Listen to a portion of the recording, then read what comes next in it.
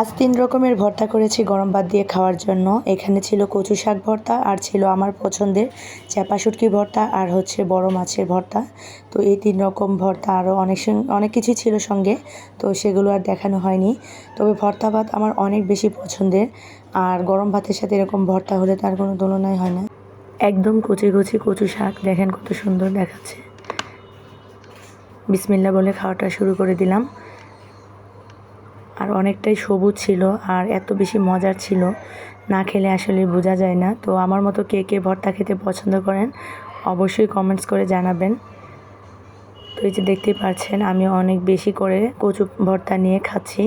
তো কচু পাতার মধ্যে প্রচুর পরিমাণে ভিটামিন থাকে, আর এটা যে যদি কেউ খায় আসলে তার চোখের জ্যোতি বেড়ে যাবে।